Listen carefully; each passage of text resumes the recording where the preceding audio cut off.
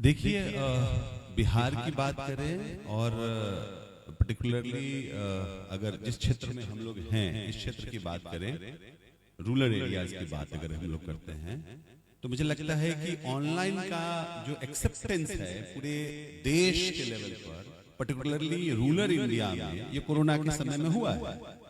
लोग इस पर डिबेट करते हैं कि ऑनलाइन अच्छा है या ऑफलाइन अच्छा है, लेकिन हम मानते हैं कि मतलब सभी चीज का बेस्ट हमें निकालने की कोशिश करनी चाहिए और उससे जो बेस्ट निकल सकता है उसका प्रयास भी होना चाहिए। सोशल मीडिया का ऑनलाइन एक्सेप्टेंस कोरोना काल में इस रूरल इंडिया में हुआ और that is blessing in disguise बोलते हैं कि न चाहते हुए भी बहुत बेहतर काम हुआ कि सोशल एक जो गल्फ था शहर गांव के बीच में, एक गल्फ था क्वालिटी टीचर्स की, क्वालिटी एजुकेशन का। बच्चों को पता ही नहीं था कि क्वालिटी टीचर का मतलब क्या होता है, क्वालिटी एजुकेशन का मतलब क्या होता है। चंद शिक्षाविद शहर में होते थे, चंद शिक्षाविद कुछ मेट्रोज में होते थे। मेट्रोज के बच्चों को तो कुछ क्वालिटी एजुकेशन मिल भी जाता था। जो सुदूर देहात में वैशाली में बच्चा बैठा हुआ है, जो बच्चा पढ़ी के गांव में बैठा हुआ है, उस तक क्या क्वालिटी एजुकेशन होता है उसका एक पैमाना भी देखने को उसको नहीं मिल पाता था।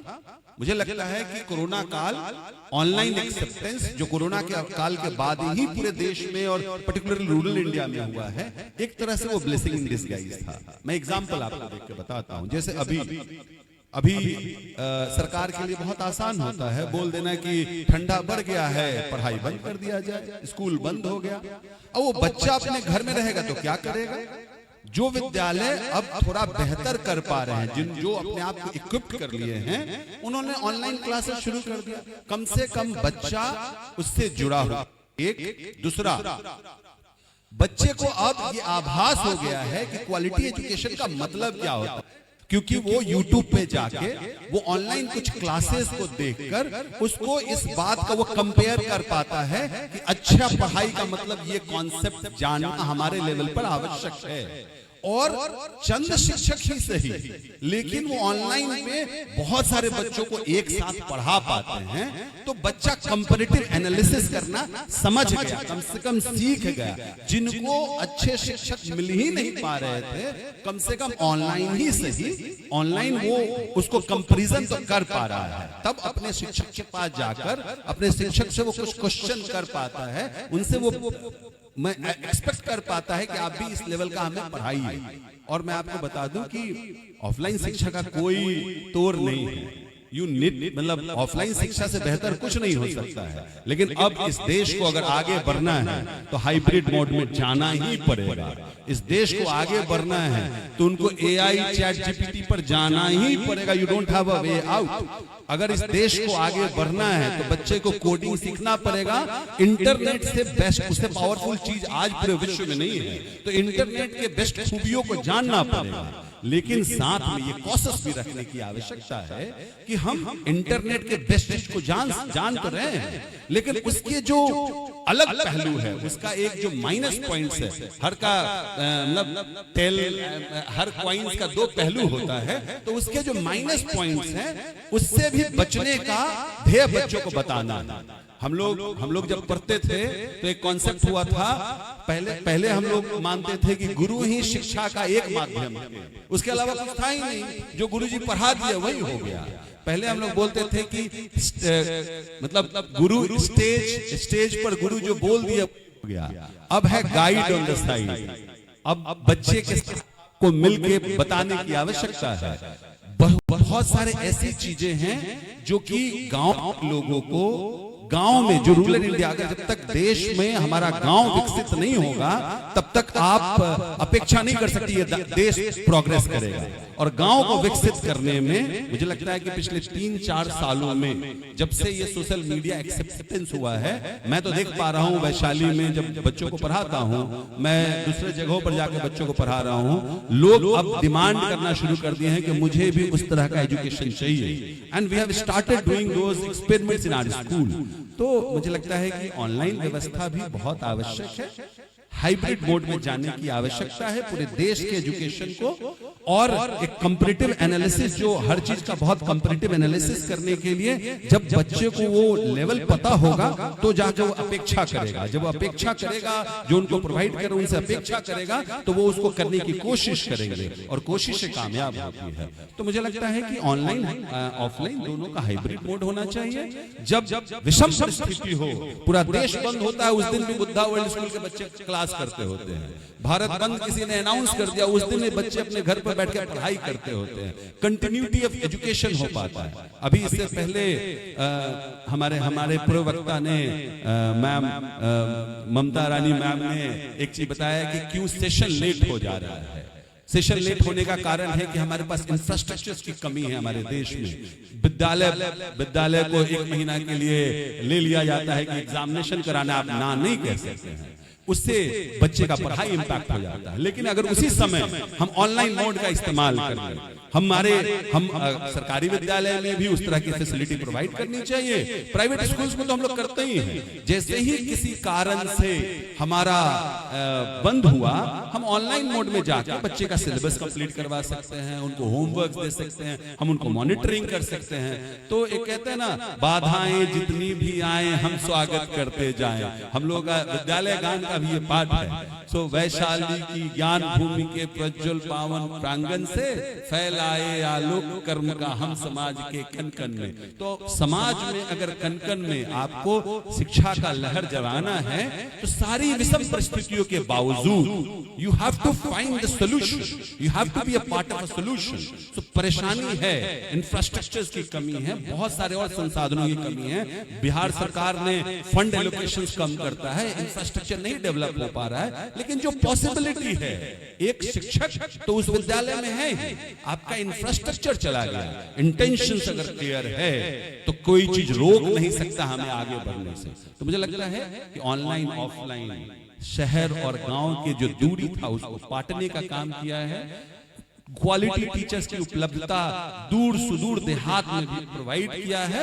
और सबसे विषम परिस्थिति जब कोई बंद होता है, बहुत खराब मौसम के कारण बंद हो या किसी भी कारण से बंद हो, continuity of education can continue in online mode also. हम दोनों का स्वागत हमको लोग करना चाहिए। जी बिल्कुल सर, क्या हम ऐसा कह सकते हैं कि सेंट्रल गवर्नमेंट और स्टेट गवर्नमेंट की म्यूचुअल अंडरस्टैंडिंग की कमी के कारण हमारी हायर एजुकेशन इफेक्ट हो रही है, जिसके कारण स्टूडेंट्स को बिहार छोड़कर बाहर जाना पड़ रहा है अपना एजुकेशन के कारण? देखिए, मैं आपको बताऊं, पॉलिसी लेवल पे ना, पॉलिसी लेवल हमारा पहले का भी जो एजुकेशन सिस्टम था, जो पॉलिसीज था, वो भी बहुत बढ़िया था। अभी न्यू एजुकेशन पॉलिसी इंट्रोड्यूस हुआ है, उसमें बहुत सारे अच्छी चीजें कस्तूरी रंगन जी ने लेकर आए हैं। जैसे flexibility of education, rote learning से हटा के कॉन्सेप्ट लर्निंग पर, लर्निंग बाय डूइंग पे बहुत सारे और ऑप्शंस दिए गए, जो पहले भी था, लेकिन उसको बहुत खुल के बोला गया है कि आप जो जिसमें इंटरेस्ट हो वो आप ले सकते हैं, उस पर आप पढ़ाई कर सकते हैं। तो भारत सरकार का भी जो पॉलिसीज है और बिहार सरकार का पॉलिसी है, पॉलिसी में प्रॉब्लम नहीं है, problem is on the part of implementation. इतना बढ़िया पॉलिसी 2020 में हम एडॉप्ट कर लिए, लेकिन अभी 2025 चल रहा है। मुझे लगता है कि अगले 5 साल में भी ग्राउंड लेवल पर उसको इम्प्लीमेंटेशन में भी परेशानी है, क्योंकि आपका इंफ्रास्ट्रक्चर का बहुत सारे परेशानी। एक तो इंफ्रास्ट्रक्चर की परेशानी, दूसरा इंटेंशंस को क्या करेंगे, भाव पर काम करने की जरूरत है। अगर आप भाव बदल पाएंगे, हमारे एक सूत्र है, यद भावम तद भवति, बिकम व्हाट यू बिलीव। आपके बिलीफ सिस्टम पर काम करना पड़ेगा। आपको ये बताना पड़ेगा लोगों को कि सिर्फ सरकार, भारत सरकार और बिहार सरकार के पॉलिसी से आपका बदलाव नहीं होगा, हमारे और आपके सोच में बदलाव करना पड़ेगा। आपको ये सोचना पड़ेगा कि जो पॉलिसीज हैं उसको ग्राउंड लेवल पर इंप्लीमेंट हमें और आपको मिलकर करना है। मैं बता सकता हूं कि बुद्धा वर्ल्ड स्कूल में आप आकर बच्चों को देखेंगे, संस्कार, संस्कृति और शिक्षा तीनों पर एक साथ हम लोग काम कर पाते हैं, क्योंकि बहुत सारे कुछ टीचर्स को लाकर उनके भावों पर काम किए हैं। कि अगर ये देश आजाद है, आप आजाद देश के नागरिक हैं, आप काम इसलिए नहीं कर रहे हैं कि आपको कुछ वेतन मिल रहा है, आप काम इसलिए कर रहे हैं कि आज भी इस देश को रानी लक्ष्मीबाई की आवश्यकता है, भगत सिंह की आवश्यकता है, चंद्रशेखर आजाद की आवश्यकता है। अब अगर आप भगत सिंह बनेंगे तो आपको फांसी नहीं चढ़ाया जाएगा, आप भगत सिंह बनेंगे तो आपको वाहवाही मिलेगा, आप ईमानदारी से काम करेंगे, देश प्रेम के लिए काम करेंगे, आप ईमानदारी से काम करेंगे तो आपको भारत रत्न अवार्ड मिलेगा। To create difference in quality education at the ground level. मुझे लगता है कि इंटेंशंस पे, भाव पर अगर हम सब लोग मिलकर काम कर लें तो रामधारी सिंह दिनकर जी की वो कविता जब वैशाली के गढ़ के पास पहली बार 1945 के समय, 1945 से वैशाली महोत्सव शुरू हुआ, उस समय उन्होंने कि आप लोगों में से एक व्यक्ति खंडहर, वहां वैशाली के खंडहर को देखकर वो बोले कि ये देश इतना समृद्धशाली रहा है, हमारा ऐतिहासिक पृष्ठभूमि इतना समृद्धशाली रहा है, हम अगर इसमें से एक व्यक्ति भी अगर जग गया तो ये खंडहर जीवित हो जाएगा। उस कविता में वो कहते हैं, करना हो साकार स्वप्न को तो बलिदान चढ़ाओ, ज्योति चाहते हो तो पहले अपनी शिखा जलाओ, जिस दिन एक वीर पुरुष तुम में से जग जाएगा, एक एक कण इस खंडहर का जीवित हो जाएगा। तो वीर पुरुष को हम इतने लोगों को, हम सब लोगों को अपने अंदर में ये झांक के देखने की आवश्यकता है कि प्रॉब्लम पॉलिसी लेवल पर, सेंट्रल स्टेट गवर्नमेंट के लेवल पर है या प्रॉब्लम हमारे अंदर में है, हमारे इंटेंशंस में है। तो हमें देशभक्त होना पड़ेगा। देश हमें देता है, हम भी तो कुछ देना सीखे। हमें ये इंटेंशंस क्लियर करना पड़ेगा कि पॉलिसीज जो भी है वो बहुत इम्प्लीमेंटेशन में हमारा आपका समाज का रोल है। विधायक जी भी थे, विधायक जी को मैं अगर आज एक विधायक चाह जाए, एक गांव का मुखिया चाह जाए, इंटेंशंस क्लियर, तो शिक्षकों की कमी हमारे सरकारी विद्यालय में बिल्कुल नहीं। हमारे यहाँ अब तो इतना रिक्रूटमेंट हो गया है और बीपीएससी के है, अच्छे शिक्षक हैं, उनके पास इंफ्रास्ट्रक्चर के लेवल में देखा जाए तो वो भी इंप्रूव हो गया है। तो अब जरूरत कहाँ है? जरूरत उनके भाव पर काम करने का है, जरूरत उनके अंदर आत्मा को जगाने का है। अगर हम जगेंगे, बच्चे पढ़ेंगे तो इनोवेशंस होगा, इन्वेंशंस होगा, और जिस चीज के लिए हमारा बिहार जाना जाता रहा है, दुनिया को विश्व कहते हैं क्रेडल ऑफ सिविलाइजेशन है, पूरे दुनिया को संस्कृति देने वाला बिहार रहा है। हम इंटेंशनली अगर फिर से उस लेवल पर पहुंच जाएं, इस बात को समझ जाएं कि हम पूर्वज ऋषि मुनि थे, वो त्यागी थे, वो देने के लिए समाज में रहते थे, वैसा इंटेंशन हमारा बन जाए तो भारत सरकार, बिहार सरकार, डिस्ट्रिक्ट एडमिनिस्ट्रेशन सबकी पॉलिसी बहुत बढ़िया है। उसको इम्प्लीमेंटेशन करने में हम समाज के लोगों का रोल बहुत इंपॉर्टेंट होता है। और वहां मुझे लगता है कि मैं धन्यवाद देना चाहूंगा ऑनेस्ट रिपोर्टर का कि आप इस तरह के कार्यक्रम करें, लोगों में जागृति पैदा करें, सभी लोगों को अवेयर करें। अमीर भूषण भाई जैसे जिन चीजों पर भी चर्चा की है उस पर चर्चा हो, परसेप्शन मैनेजमेंट हो। बिहार को परसेप्शन मैनेजमेंट की आवश्यकता है। हर संसाधन हमारे पास है। We can become the best tourist destination of the world। दुनिया का सबसे बड़ा टूरिस्ट डेस्टिनेशन बनने का जो अगर किसी में मादा है तो बिहार को है। और टूरिज्म दुनिया का सबसे बड़ा जीडीपी कंट्रीब्यूटर है पूरे दुनिया का। तो मुझे लगता है कि हम अपने परसेप्शन को इंप्रूव कर ले, हम लोग में अवेयरनेस क्रिएट हो जाए, हम जागृत हो जाए, हम देने के लिए तैयार हो जाए, तो शिक्षा व्यवस्था बदल सकती है। और शिक्षा जैसे व्यवस्था आपका बदलेगा, पूरा देश, पूरा बिहार बदल जाएगा, देश में हमारा फिर से वही स्थान हो पाएगा। सो मुझे लगता है पॉलिसीज भी ठीक है, हम लोगों को इम्प्लीमेंट करने पर थोड़ा ज्यादा जोर देना चाहिए।